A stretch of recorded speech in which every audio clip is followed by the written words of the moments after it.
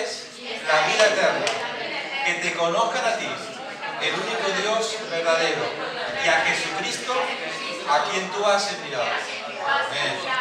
Muy bien, esa es la idea. Bien, y estamos intentando avanzar en este propósito de conocer a Dios, y hay 4 temas, 4 propuestas que hemos hecho para poder conocer a Dios, ¿vale? Y dijimos que la única manera en la que nosotros podemos conocer a Dios es a través de Jesucristo, porque nadie le vio a Dios sino que el unigénito Hijo, el que está en el seno del Padre, Él le ha dado a conocer, ¿vale?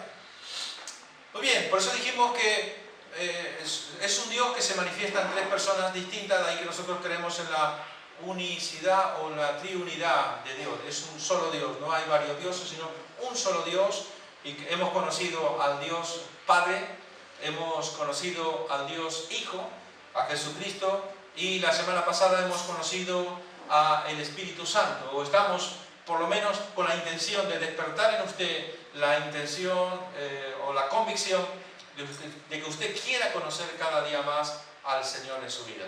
No hay mayor propósito, te lo puedo asegurar, no hay mayor propósito en la vida de un hijo de Dios que cada día tú quieras conocer más del Señor.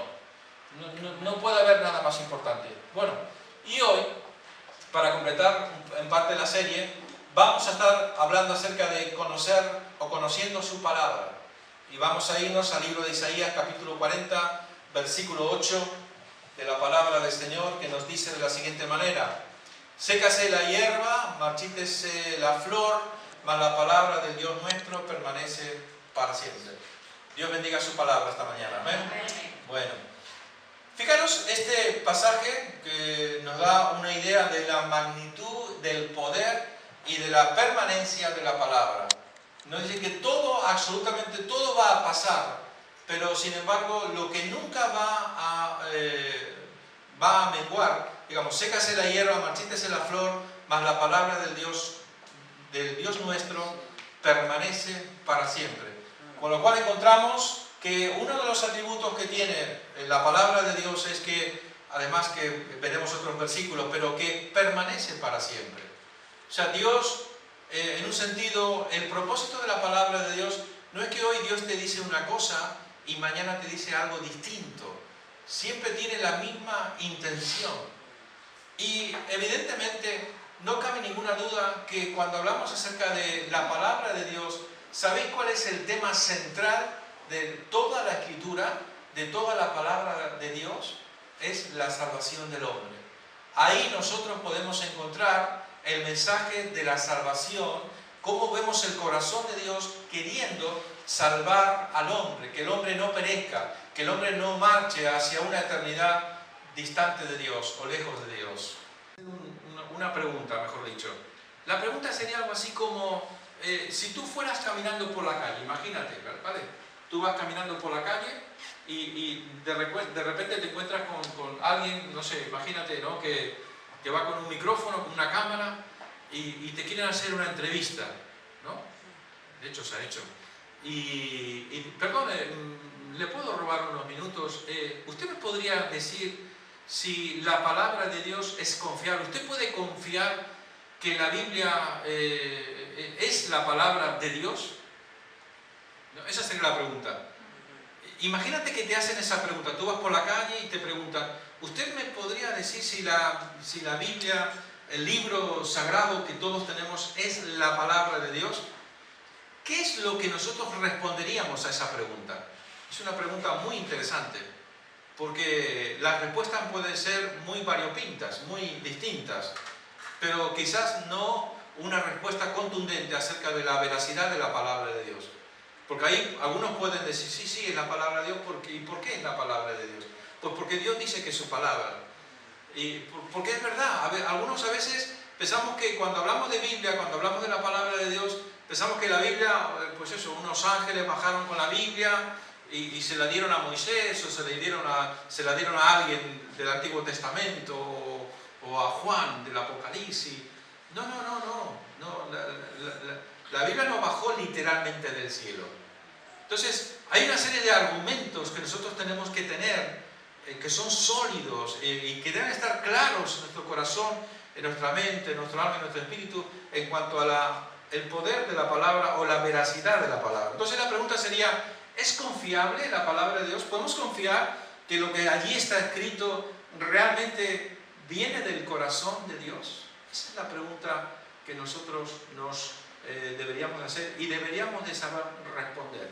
Mira, ampliando un poco más la idea de la pregunta, fijaros, uno de los pilares que dan sustento y que dan fundamento a la veracidad de la palabra de Dios es la historia. La historia, sencillamente.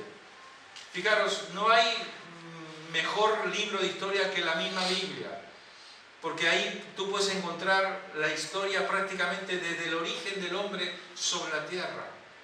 Y ahí podemos encontrar los historiadores normalmente para asegurarse de que si algo que dicen libros secundarios o libros seculares de la historia, normalmente tienen que consultar la Biblia, porque la Biblia es exacta, porque da datos, da fechas y da los tiempos y habla de diferentes. Fijaros, lo siguiente que nosotros tenemos que tener en cuenta, porque es que va muy relacionado, es la arqueología. Historia y arqueología en la Biblia van totalmente unidos, van de la mano. ¿Por qué? Porque en la Biblia habla de una serie de pueblos, de naciones, de grupos étnicos que existieron en la antigüedad, pero que al día de hoy ya nada se sabe de ellos. Pero sin embargo los arqueólogos buscando en Tierra Santa, en Israel, encontraron restos arqueológicos que confirman lo que la Biblia dice, que lo que la Biblia dice es verdad. Por tanto, los arqueólogos normalmente, para poder buscar ciertos pueblos, la historia de ciertos pueblos, normalmente tienen que ir a la Biblia. En la Biblia tú puedes encontrar inclusive la famosa Babilonia, Babel. Ahí está. Hay datos que indican dónde está y algunos arqueólogos se atreven a afirmar, sí, aquí está la famosa Babilonia. Ahí puedes encontrar datos para encontrar los famosos muros de Jericó. Puedes encontrar restos arqueológicos de naciones que ni se sabe de ellos, pero ahí están los restos arqueológicos que coinciden y que concuerdan con la Biblia. Por tanto, en la Biblia no solamente encontramos que la historia que allí está, lo que allí está escrito en cuanto a la historia es verdad, sino que la arqueología lo confirma o lo afirma de forma contundente. Es un tema que da para muchísimo, no tendríamos el tiempo. Teníamos que estar cada domingo, si acaso, con uno de estos temas, pero no es el caso. Fíjate, otro de los ejemplos, otro de los fundamentos de la Biblia, la palabra del Señor, también está relacionado con la ciencia. Y este es uno que a mí me encanta bastante, por cierto, ¿no? Aquellos que les gusta la ciencia, la investigación y todo esto, es muy interesante cómo la Biblia ya hace miles de años daba datos acerca del origen de la vida. No hay nadie que pueda decir como Dios que Él ha creado todo lo que existe. Durante muchísimo tiempo el hombre tuvo la inquietud de saber de dónde venimos, quiénes somos, cuál es el sentido de la vida, y según a quien tú le preguntabas te podían dar una respuesta. Por ejemplo, fijaros qué interesante que los griegos, ellos creían que la Tierra era una masa y lo que sujetaba y que estaba sobre las espaldas de un dios llamado Atlas. No sé si lo sabías. Esto creían los griegos, que era un dios llamado Atlas, que sobre sus espaldas estaba la tierra, porque ¿quién sujeta la tierra? Pero sin embargo, por ejemplo, otros como los de la India, ellos creían o creen que la tierra, hay fotos por ahí, y todavía están, donde dicen que la tierra es un trozo de masa terrestre, y que estaba sobre unos elefantes. Y por años se creyó esto. Y luego vino alguien un poco más inteligente y dijo, bueno, ¿y los elefantes sobre qué están? ¿Quién sujeta a los elefantes? Porque se supone que estamos en un espacio, estamos flotando, la Tierra está flotando en el espacio, en el aire. No, es que los elefantes están sobre una tortuga gigante. Y así lo creyeron durante muchísimo tiempo. Pero vino otro más inteligente y dijo, bueno, ¿y la tortuga sobre qué está? Y ya, entonces otro dijo, bueno, pues la tortuga está sobre una serpiente gigante. Esto es verídico, lo podéis investigar, ¿eh? Durante mucho tiempo esto fue así. Hasta que vino otro y preguntó nuevamente, bueno, entonces vale, ¿y el elefante, la tortuga y la serpiente sobre qué está? Y entonces vino otro y dijo, como no sabían ya qué responder, dijeron, bueno, la serpiente está navegando sobre un mar cósmico. Y ahí lo dejaron, ya, ahí lo cerraron el capítulo, ya nadie sabía, está navegando sobre un mar cósmico, ¿no? Sobre un mar en el universo. Pero fantasías, pero sin embargo la Biblia fue clara desde un principio. En el libro de Job, el libro más antiguo que el hombre tenga conocimiento, precisamente afirma en el libro de Job, Dios habla a Job y le muestra que la tierra, Dios es el que sujeta la tierra, está colgada de Dios, Dios es el que sujeta la tierra. Mirad, hay otras muchas cosas, voy a ser breve. Fijaros, durante mucho tiempo el pueblo de Israel tenía órdenes estrictas en el Levítico, donde daban las leyes y las instituciones que Dios le daba a su pueblo, donde por ejemplo Dios instituyó la ley de la cuarentena, creo que alguna vez hemos comentado de esto, donde si alguien estaba enfermo se tenía que apartar del pueblo, irse a una cierta distancia y estar ahí hasta que se curara su enfermedad. ¿Por qué? Porque si estás enfermo lo que haces es que contaminas o enfermas a los demás. De ahí viene la cuarentena. Pero además también al pueblo de Israel le decía a los soldados principalmente que cuando, como parte de su equipamiento, tenían que llevar una estaca, una paleta en su espalda. Y cada vez que tenían necesidad de ir al servicio, tenían que hacer un pozo, hacían sus necesidades y después tenían que taparlo. Porque de esa forma se evitaban las epidemias. Y otros datos súper curiosos, por ejemplo, fijaros, no sé si sabías que hasta el siglo XVIII un médico alemán fue el que descubrió este problema de las bacterias. Antes no había medios para saber que había virus, que había bacterias, que había estas enfermedades. Nadie sabía por qué la gente se moría. Hasta que un día este médico se dio cuenta que en un hospital llegaban las mujeres embarazadas para tener familia, llegaban sanas, listas para tener familia, y de repente una de cada 6 mujeres se moría. Y era impresionante. Y dijo, algo está pasando, algo no está bien, tengo que investigar un poquito más. Y entonces empezó a mirar qué es lo que pasaba aquí, qué hacían los médicos para atender a estas mujeres.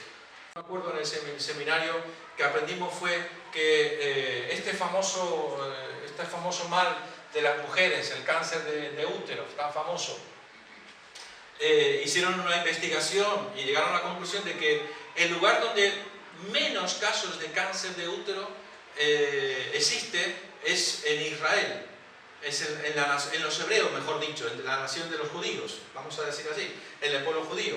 ¿Y cuál es la diferencia? Y encontraron que la única diferencia es que el hombre judío normalmente al 8º día tiene que circuncidarse. Y con el hecho de la circuncisión parece ser que previene el cáncer de útero en la mujer. Es un dato interesante. Dios ya lo sabía, Dios ya lo había dicho, lo había previsto. Cantidad de cosas que podemos hablar, pero tengo mucho tema para compartir con vosotros. Otro pilar que sustenta la veracidad o la confiabilidad de la palabra de Dios es la profecía. Y quizás este es el más contundente, el más fuerte de todos. ¿Por qué? Porque nadie puede predecir dónde va a nacer, cómo va a nacer, o sea, de quién va a nacer. Nadie puede predecir cómo va a morir, cuáles van a ser las circunstancias de su muerte. Y sin embargo vemos que en el libro de Isaías, 750 años antes de Cristo, ahí está escrito todos los datos acerca del Mesías. Dónde iba a nacer, de quién iba a nacer, cómo iba a morir, y toda una serie de detalles. Nadie puede, absolutamente nadie puede hacer esto. Sin embargo vemos que las profecías en el libro de Isaías, solamente en el libro de Isaías, Y esto solamente es para despertar el interés en vosotros de buscar e investigar. No tenemos el tiempo. Pero más de 300 profecías que hay en el libro de Isaías se cumplen literalmente y totalmente en la persona de Jesucristo. Por tanto, y otras cantidad de datos que nosotros podemos mirar a nivel de profético que se están cumpliendo y que se van a cumplir a lo largo de este final de siglo o hasta estos tiempos finales. Por tanto, pues otro dato importantísimo. Y lo más tremendo también es pensar, cuando hablamos de la Biblia, no es la idea que algunos tenemos, como dijimos, que parece que alguien se sentó y escribió la Biblia. Vale, no bajó del cielo. Alguien se sentó y escribió la Biblia. Es que tampoco fue así. Cuando nosotros hablamos de Biblia, tenemos que pensar que no fue un solo hombre el que escribió la Biblia. Fueron 40 personas, lo veremos más adelante, pero yo lo adelanto. Fueron 40 hombres en un periodo de unos 1500 años que escribieron la Biblia. Y tres continentes distintos, culturas distintas, historias distintas, y todos esos escritos se unieron para formar la Biblia. Biblia significa biblioteca, donde usted encuentra 66 libros, 39 del Antiguo Testamento y 27 libros en el Nuevo Testamento. Y toda la Biblia tiene el mismo mensaje, no hay ningún mensaje contradictorio. Por eso encontramos la fiabilidad que tiene o la confianza que podemos tener en la Biblia, la palabra de Dios. Eso lo veremos en un momento. Vale. Un dato importantísimo que muchos cristianos lamentablemente desconocen son los famosos rollos del Mar Muerto, los escritos del Mar Muerto, en las cuevas de Qumran. Es un lugar muy cerquita del Mar Muerto. Nosotros con mi esposa y Isabel también creo que pasamos ahí por enfrente prácticamente, que es una cueva o una serie de cuevas que hay en la montaña, donde un día unos pastores, unos beduinos, iban pastoreando y no encontraban las ovejas y pensaban que la cabra se había metido dentro de esta cueva. Esto fue en el año 1947 aproximadamente. Y entonces empezó a tirar unas piedras dentro de la cueva para que la cabrita saliera fuera. Y cuando tira la piedra escucha como que se rompe algo. Y entonces tira otra piedra, ¡pam!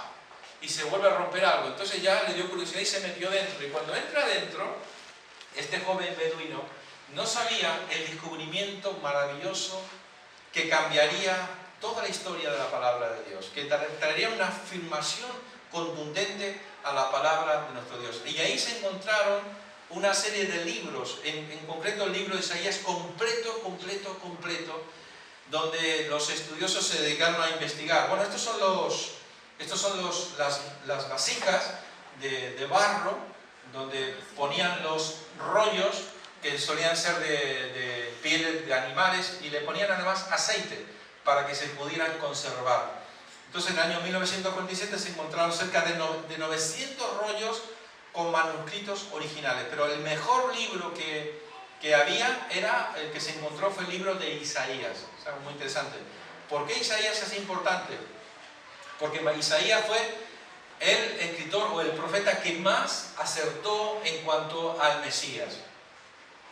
Esos libros o esos rollos fueron fotografiados por unos estudiosos, unos eruditos, y están disponibles. Cualquiera de vosotros podéis entrar a internet e investigar esto y están a vuestra disposición. Claro, tenéis que saber griego, tenéis que saber hebreo, tenéis que saber arameo y una serie de idiomas que nosotros no controlamos, ¿no? Pero bueno, tenemos algunas herramientas también para poder decodificar en todo. El hebreo se escribió la mayor parte del Antiguo Testamento, aunque también hay un arameo. En arameo se escribieron fragmentos de Esdras, Daniel, Jeremías y del Génesis. Y en griego, por supuesto, el Nuevo Testamento. Se escribió parte de los libros de Esther, de Daniel, en el Nuevo Testamento, excepto el original de Mateo, que se cree se escribió en arameo, ¿vale? Un poco de información sencillamente, ¿vale? Bien, ahora entramos en la parte cuando Jesús habla acerca de la importancia de la Escritura. Jesucristo también lo afirmó. El cielo y la tierra pasarán, pero mis palabras no pasarán. O sea, Dios no es que dice algo y que se le olvidó. Nosotros somos así los seres humanos, ¿verdad? Decimos una cosa hoy y luego pasa el tiempo y ya ni nos acordamos. pero sin embargo Dios cuando dice algo, permanece para siempre. Lo interesante es cuando nosotros tenemos la Biblia, tenemos la palabra de Dios en nuestra mano, tenemos que tener la completa seguridad de que ha sido inspirada por Dios. O sea, estos santos hombres de Dios que recibían visiones, que recibían sueños, que recibían revelaciones, eran inspirados, era el Espíritu Santo, aquel que estudiamos la semana pasada. Él inspiró a estos hombres, les dio la inspiración, les dio la palabra, les dio la revelación para escribir lo que Dios quería que ellos escribiesen. Por tanto, toda la Escritura es inspirada por Dios y útil para enseñar, para redarguir, para corregir, para instruir en justicia, a fin de que el hombre de Dios sea perfecto, enteramente preparado para toda buena obra. Cuando aquí la palabra inspirada, a nosotros quizás la mente se nos va por distintos sitios, pero la idea original de la palabra inspirada es algo así como un barco que está en alta mar, que es de velas, y extiende sus velas, y entonces el viento sopla y ese barco empieza a navegar por el mar. Esa es la idea, que estos hombres recibieron el soplo de Dios, el aliento de Dios, la guía del Espíritu Santo para darles la palabra, la revelación de la palabra de Dios. También otro pasaje que solemos pensar a la hora de hablar de la palabra de Dios, que es viva y que es poderosa. La versión internacional me gusta más que la Reina Valera, dice: ciertamente la palabra de Dios es viva y poderosa, y más cortante que cualquier espada de dos filos, penetra hasta lo más profundo del alma y del espíritu, hasta la médula de los huesos, y juzga los pensamientos y las intenciones del corazón. ¿A quién no nos ha pasado cuando hemos llegado a la iglesia, al poco tiempo de estar en la iglesia, o las primeras veces que tú visitaste la iglesia, y el pastor se pone a predicar y dice: pero ¿quién le ha dicho mi vida a este hombre? ¿Cómo es que sabe toda mi vida? ¿No te ha pasado? ¿No? A mí yo parecía que alguien le habrá contado, ¿no? Y seguro que está hablando de mí, ¿verdad? Pues es la palabra que penetra, ¿no? Y que nos redarguye, la palabra que va trabajando en nuestras vidas. Hermanos, y es interesante cuando nosotros pensamos en la palabra de Dios. ¿Sabéis quién es el más interesado en que tú no recibas la palabra del Señor? Hay alguien que está muy interesado en que usted no reciba la palabra del Señor. Porque la palabra de Dios es la que nos hace conocer el corazón de Dios, la mente de Dios, los planes de Dios, los propósitos de Dios. La palabra de Dios es la que me revela mi posición en Cristo, me hace saber quién soy en Cristo. Pero claro, Él va a intentar de todas las maneras posibles para que usted no tenga tiempo de leer la Biblia, no tenga tiempo de meditar la palabra de Dios, para que usted esté lo más distante posible de la palabra del Señor, para que usted esté muerto de sueño a la hora de recibir la palabra de Dios, que usted esté aburrido, que usted esté cansado, que usted esté distraído pensando en cuántas cosas. No, si ya lo sé todo, Bueno. Muy bien, la palabra de Dios como martillo, Jeremías 23-29. No es mi palabra como... Estos son, ¿cómo sería? Un sentido figurado del poder de la palabra. No es mi palabra como fuego, dice Jehová, y como martillo que quebranta la piedra. Expresiones que nos dice la palabra de Dios, o que intenta imitar, fuego que consume, ¿no? O un martillo que da un golpe y quebranta, ¿no? La persona más dura o más atea, la persona más difícil que tú puedas imaginarte, que rechaza abiertamente todo lo que se llame Dios o tenga algo que ver con Dios, cuando tú le predicas, es como un martillo que va golpeando, hasta que al final quiebra, ¿qué cosa? El corazón de esa persona. Quebranta el orgullo, la autosuficiencia de esa persona. Por tanto, no dejemos de predicar, de compartir la palabra de Dios. Va golpeando, hasta que un día quebrará el orgullo, la autosuficiencia, la indiferencia de aquel ateo más terrible que te puedas imaginar. Por su palabra creó el universo. Por la fe entendemos haber sido constituido el universo por la palabra de Dios, de modo que lo que se ve fue hecho de lo que no se veía. Yo me río cuando algunos dicen, estos inventores que han creado no sé qué cosa, ¿no? Ya estamos en una época donde las nuevas tecnologías nos sorprenden cada día. Yo creo que dentro de poco todos andaremos con un coche eléctrico, a mí me da la sensación, no lo sé. Pero lo cierto es que las tecnologías van avanzando y vemos un tiempo donde todo el mundo quiere crear, inventar. Y fijaros, un principio de la ley de la termodinámica dice que la materia ni se crea ni se destruye. O sea, lo que hay es lo que hay. Tú no puedes crear de la nada nada. Solamente Dios tiene ese atributo y ese poder de crear. Lo que este versículo nos dice claramente es que de la nada, Dios creó el universo. Dios creó todo lo que existe. Pero los creadores, estos que soy como Dios, he creado esto, he creado lo otro, pero a partir de una materia prima. Necesitas una serie de materia prima para poder crear cualquier cosa que tú quieras crear. De la nada no se puede crear nada. De hecho, estamos esperando todavía que creen la primera célula viviente. No han podido. Ni siquiera una célula pequeñita han podido crear ni siquiera. Pero Dios, por su palabra, creó todo el universo. No tengamos ninguna duda de esto. Enfrentémonos a cualquier evolucionista que se te cruce en el camino. Mira, siempre digo, ¿no? Y me repito en esto, que todavía estamos esperando el eslabón perdido, ¿verdad? Todavía no ha aparecido, pero se da por hecho que todos venimos de una evolución. Pero yo sigo preguntando, ¿dónde está el eslabón perdido? Su palabra en mi mente, el poder de la palabra de Dios en nuestra mente. El único, cuando hablamos de mente, no de mente, sino de la mente, no se amolden al mundo actual, sino sean transformados mediante la renovación de su mente. Así podrán comprobar cuál es la voluntad de Dios, buena, agradable y perfecta.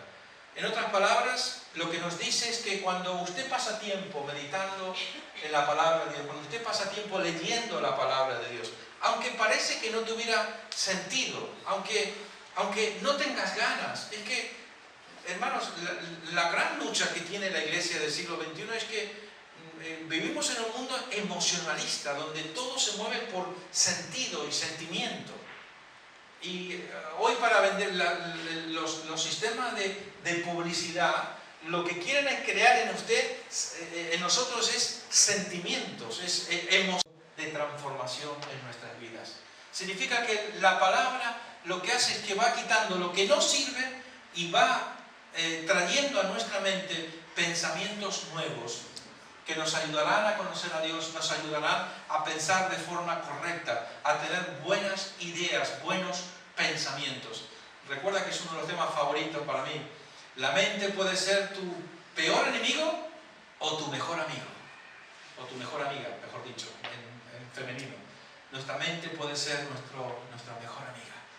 Si la cultivamos, si la guardamos, si dejamos que la palabra de Dios procese nuestra mente trabajará de una forma completamente correcta y de acuerdo a la voluntad y el propósito de Dios en nuestras vidas.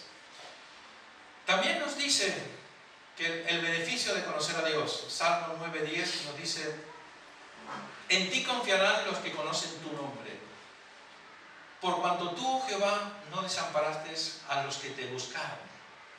Habla una vez más de este tema que estamos viendo, el beneficio de conocer a Dios. En otras palabras, los que confían en ti confiarán los que conocen tu nombre. En la medida que tú conoces al Señor. Y yo pregunto, ¿habrá otra manera de conocer a Dios si no es a través de su palabra? No tenemos otro medio para conocer a Dios si no es a través de su palabra. Y en la medida que nosotros conocemos a Dios, ¿sabes? Uno de los beneficios es que aprendemos a confiar en Él. Aprendemos a descansar en Él. Aprendemos a entender que Él está en control de todas y cada una de nuestras circunstancias. Y la lección en nuestra vida, una y otra vez, siempre será la misma. Si hubiera sabido que es solamente la cuestión de confiar, de esperar en Él, seguramente que no me hubiera preocupado tanto. Porque a veces nos preocupamos demasiado. Permanecer en su palabra. Dijo entonces Jesús a los judíos que habían creído en Él, en Juan 8:31. Si vosotros permaneciereis en mi palabra, seréis verdaderamente mis discípulos. Cuando hablamos de ser discípulos de Cristo, significa que somos seguidores de Cristo, imitadores de Cristo, que Él es nuestro ejemplo, nuestro modelo. No se puede ser un discípulo de Cristo si nosotros no permanecemos en la palabra del Señor. Y es lo que Jesús les dice: si vosotros permanecéis en mis palabras, entonces seréis verdaderamente mis discípulos. Y la verdad os hará libres. Cuando Jesús dice que la verdad nos hará libres, ¿qué verdad está hablando? Está hablando de la Biblia, la palabra de Dios. Es interesante cuando nosotros meditamos en la historia de la Biblia. La historia de la Biblia ha pasado un montón de procesos donde muchos intentaron destruir la Biblia porque querían que el pueblo permaneciera en la mentira y en el error. Hasta el siglo XV, prácticamente, la única forma de leer la Biblia era en el latín. No sé si lo sabías. Solamente en latín. Y de hecho hasta me dicen los antiguos que hasta no hace mucho tiempo las misas se daban en latín. El problema era que nadie sabía latín. Ese era el problema. Con lo cual tenían un pueblo engañado, manipulado, extorsionado y aprovechado en todos los sentidos, porque como nadie sabía latín, pues entonces todos decían, pues amén, así será. Hasta que un hombre, bendito sea ese día, llamado Martín Lutero, un hombre que amaba a Dios sinceramente, y cuando él estudió la Biblia, cuando él estudió y se dio cuenta de lo que estaba pasando, él se rebeló contra la iglesia. Y fue y presentó las 95 tesis de Lutero, sabéis la historia, ¿no? La catedral principal, la plantó ahí en la puerta. Todos los errores, 95 errores que estaba cometiendo la iglesia en aquel tiempo. La iglesia se había convertido en un negocio. ¿Y sabéis cuál fue la reacción de la iglesia de aquel tiempo? Vino la persecución. Y empezaron a perseguir a los que, a raíz de esta revelación y de esta traducción nueva de la Biblia, porque ahí se unen Lutero y Gutenberg. Y Gutenberg tenía un hombre que amaba a Dios, que fue tocado por Dios. Él inventó la imprenta y se produjo la primera vez que se podía hacer la Biblia de forma masiva.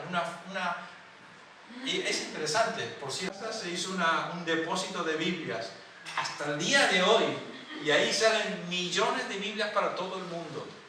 Por tanto, hermanos, nosotros a veces nos olvidamos de que hombres y mujeres dieron su vida para que usted y yo tengamos la Biblia, la palabra de Dios. Dieron su vida. Aquí en España hubo una tremenda persecución. Muchos fueron asesinados y muchos tuvieron que huir, dejarlo todo para poder llevar el Evangelio. ¿Sabéis por qué vino esa famosa Santa Inquisición? Esa persecución contra le llamaban herejes. Y lo único que hicieron nuestros hermanos era simplemente darse cuenta que lo que la iglesia les había vendido era una mentira, era un error. Conoceréis la verdad y la verdad os hará libres. Yo digo muchas veces, qué poco que valoramos el tener en nuestras manos la Biblia, la palabra del Señor. Qué poco que escuchamos al Señor a través de ella, ¿verdad? Luego también nos dice Juan 14:23, respondió Jesús y le dijo, el que me ama, mi palabra guardará. Y mi Padre le amará y vendremos a Él y haremos morada con Él. La conclusión sería algo así: si amamos al Señor, si guardamos su palabra, eso dará como fruto, como resultado, que será muy fácil obedecer al Señor, ¿verdad? Muy fácil obedecer al Señor cuando más nosotros guardamos su palabra. Él dice, respondió Jesús y le dijo, el que me ama, mi palabra guardará, y mi Padre le amará, y vendremos a Él y haremos morada con Él. Aleluya. Gloria a Dios. Fijaros, mi madre y mis hermanos, pregunta, ¿quiénes son? Lucas 8, 19, 21. Entonces su madre y sus hermanos vinieron a Él, pero no podían llegar hasta Él por causa de la multitud. y se le avisó diciendo: tu madre y tus hermanos están fuera y quieren verte. Él entonces respondiendo le dijo: mi madre y mis hermanos son los que oyen la palabra de Dios y la hacen. Que Dios nos vea a nosotros como su familia. Esto está hablando de ser familia o no ser familia. Y nadie puede decir que es familia de Cristo si no oye la palabra y no la hace. Un pasaje que quiero compartir con vosotros. En Santiago capítulo 1, versículo 21 al 25 nos dice: por lo cual, desechando toda inmundicia y abundancia de malicia, recibí con mansedumbre la palabra implantada, la cual puede salvar vuestras almas. Pero sé hacedores de la palabra y no tan solamente oidores, engañándoos a vosotros mismos, porque si alguno es oidor de la palabra, pero no hacedor de ella, este es semejante al hombre que considera en un espejo su rostro natural, porque él se considera a sí mismo y se va y luego olvida cómo era. Mas el que mira atentamente la perfecta ley, la de la libertad, y persevera en ella, no siendo oidor olvidadizo, sino hacedor de la obra, este será bienaventurado en lo que hace. Podríamos concluir esta última parte que el beneficio de obedecer la palabra de Dios trae como resultado, como consecuencia, que Dios diga que nosotros podemos ser bienaventurados. Bienaventurados significa algo así como 1000 veces bendecido, ¿no? Dicen algunos traductores, como 100 veces bendecido. Es una bendición muy grande, muy especial de parte de Dios en nuestra vida. Ahora bien, yo quisiera que meditemos en lo que aquí está intentando decirnos este pasaje. Dice: por lo cual, desechando toda inmundicia y abundancia de malicia, recibí con mansedumbre la palabra implantada, la cual puede salvar vuestras almas. Bien, fijaros, la carta de Santiago está escrita para cristianos y les dice a estos cristianos que tienen que desechar toda inmundicia y toda abundancia de malicia. Desechando, la palabra desechando es interesante en el original, viene a ser algo así como todo aquello que sobra, todo aquello que aún está pendiente. Y me gusta la idea, porque a veces los cristianos tenemos unas ideas más fantásticas, más increíbles, porque decimos: no, esa persona que ha entregado su vida a Jesucristo, ya está, entregó su vida a Cristo y Dios lo ha tocado y ya está, es una nueva criatura, es un hijo de Dios y ya nunca más va a volver a pecar en toda su vida. ¿Ocurre esto en la realidad? No. Y a esto se refiere. Se refiere que en un primer encuentro con el Señor, Dios empieza una obra, y luego Pablo nos lo dice, Filipenses 1:6, que aquel que comenzó en vosotros la buena obra la perfeccionará hasta el día de Jesucristo. Por tanto, el Señor empezó un trabajo, quitó algunas cosas, probablemente una de las primeras áreas en las que el Señor trabaja en nuestras vidas es que cuando quita esa venda de los ojos, rompe nuestra incredulidad, rompe la idolatría, se revela de tal forma que ya no hay otro Dios en nuestras vidas más que el Dios de Abraham, el Dios de Isaac, el Dios de Jacob, y posiblemente ya nunca más me postraré delante de una imagen. Posiblemente tantas otras cosas, ¿verdad? Pero aún todavía, aquí nos dice, desechando toda inmundicia y abundancia de malicia. La segunda palabra, o sea, lo que quería decir es que hay una primera parte en la que Dios actúa y hay una segunda parte en la que tú tienes que seguir trabajando todos los días de tu vida. Por tanto, no te asustes cuando alguien que dice que ha entregado su vida a Jesucristo, de repente mete la gamba. No, lo que tenemos que hacer es no condenarlo, sino ayudarlo, alentarlo, animarlo. Venga, hermano, levántate, vamos adelante, en el nombre de Jesús. Lo siguiente que dice es: recibí con mansedumbre la palabra implantada, la cual puede salvar vuestras almas. Esa palabra recibí es una palabra interesante, tiene dos vertientes en el idioma original, en el griego. Una puede ser recibir, como si yo cogiera ahora y le digo: Leo, coge el micrófono. Intenta cogerlo, pero no lo cojo, pues no te lo voy a dar. Entonces uno tiende la mano y lo coge, ¿no? Esa es una interpretación, eso es una vertiente. Pero la otra interpretación que se le da a la palabra recibir recibir, que viene del verbo recibir, es algo así como bienvenida. Bienvenida. Es como, ¿cómo haces tú cuando recibes a una visita especial en tu casa? ¿Qué es lo que tú haces normalmente? Estás mirando ahí por la ventana, a ver a qué hora llega, a ver. La casa toda limpita, la comida todo a punto, todo preparado. Y cuando llega, ¿qué es lo que hace? Le das un abrazo, le das un beso, si es tu madre, si es tu padre, si es alguien especial, tu esposa que se fue de viaje por mucho tiempo y la estás esperando. Y cuando llega, ¿qué es lo que hace? ¿Cómo recibiste a tu madre, Lina, el otro día cuando llegó? ¡Wow! ¡Qué bonito hubiera sido grabar aquello!, ¿no? Recibir. Recibir significa abrir nuestra vida de par en par. Recibir la palabra de Dios en nuestras vidas. ¿Cómo recibes tú la palabra de Dios cuando viene a tu vida? Porque normalmente algunos tenemos la tendencia de empezar a ponerle pegas. No, pero esto en realidad no es esto lo que... Intentamos manipular la Biblia para que diga lo que a mí me conviene que tiene que decir. Y le buscamos pera, le damos la vuelta y le ponemos inconveniente. No, pero ¿qué tal? No sé qué. No. Esa es nuestra vida. Por tanto, siempre que recibamos la palabra del Señor, abramos nuestro corazón de par en par, con gozo, con alegría. Lo siguiente que nos dice, con mansedumbre. Es interesante esa palabra también. Mansedumbre. Uno de los frutos del Espíritu, ¿verdad?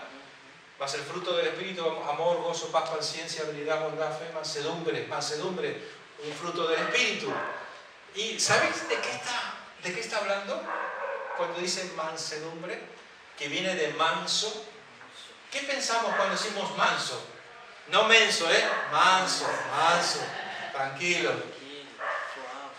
Cuando tú coges un caballo de esos bravos, que nunca jamás ha subido a sus lomos nadie, y lo traes del bosque, del campo, lo traes y lo tienes que amansar. Pero ¿cómo se amansa un bicho de estos? ¿Cómo hay que hacer? Para que sea manso? Hay que sacarle hay que sacarle muchas cosas. Se arrime. Y a partir de aquel día en adelante, ese animal es un animal manso. Está amansado, mansedumbre. Y Dios tiene que hacer ese proceso en nuestras vidas también. Porque siempre llevamos un poquito de nuestro yo, nuestro ego, nuestro orgullo, nuestra soberbia, nuestra autosuficiencia.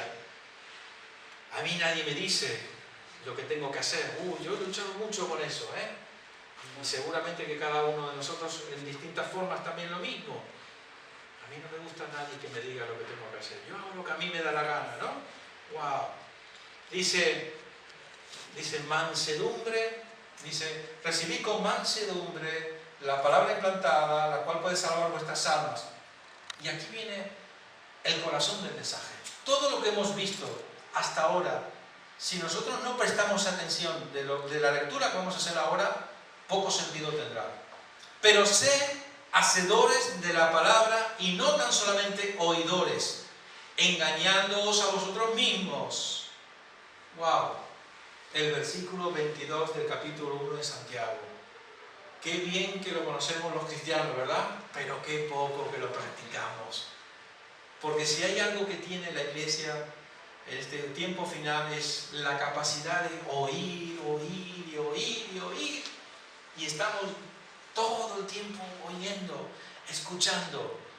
Y yo no sé, ¿no? Es interesante, cada uno que haga con su vida lo que crea conveniente, pero qué fácil que es irnos a internet, poner una prédica, y venga, prédica por aquí, y venga, ¡ay, qué bueno! Y es lo que dice la palabra de Dios. En los últimos tiempos tendrán comezón de oír. Tú en internet puedes manipular y escuchar lo que a ti te gusta escuchar. Amén. Lo que tú quieres vosotros mismos. Y aquí pone un ejemplo muy interesante. Fijaros lo que dice. Porque si alguno es oidor de la palabra, pero no hacedor de ella, este es semejante al hombre que considera en un espejo su rostro natural. Hasta aquí nada especial, ¿no? ¿Qué tiene de especial mirarnos en un espejo? Pero mira lo que dice a continuación. Porque él se considera a sí mismo y se va y luego olvida cómo era, ¿no? Yo sé que a las mujeres esto del espejo le va mejor que a los hombres. Yo solo me miro al espejo cuando me afeito, sobre todo los domingos por la mañana. Pocas veces me suelo mirar al espejo, no estoy pendiente de muchos detalles, ¿no? Pero las mujeres sí que... Bueno, dice, mas el que mira atentamente en la perfecta ley, la de la libertad, y persevera en ella, no siendo oidor olvidadizo, sino hacedor de la palabra, este será bienaventurado en lo que hace. ¿Sabéis? Lo que intenta decirnos el apóstol Santiago en este escrito, que viene de parte del Espíritu de Dios, está hablando acerca de la situación que se produce cuando alguien mira un espejo, un momentito, todo está bien, lo dejo y me voy, y me olvido. Pero lo que está intentando es hacer un símil, una comparación de la Biblia con un espejo. Y lo que me está diciendo es que cuando yo cojo la Biblia y la leo, cuando yo medito en ella, la Biblia es como un espejo. Olvídese del espejo en sí. La Biblia me ayuda a conocerme a mí mismo. La Biblia me ayuda a darme cuenta cuáles son mis defectos, cuáles son mis errores.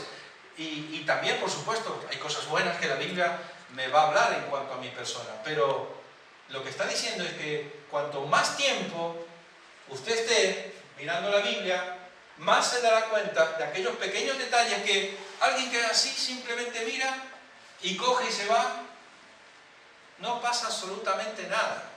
Pero aquel que se toma el tiempo para mirarse en la Biblia, porque la Biblia lo que hace es que me ayuda a examinarme, me ayuda a ver lo que hay en mi corazón. No estoy hablando, creo que está claro, ¿no? No estamos hablando de cosas exteriores, no estamos hablando de la imagen de la persona. Estamos hablando de que la Biblia me ayuda a examinar mi corazón.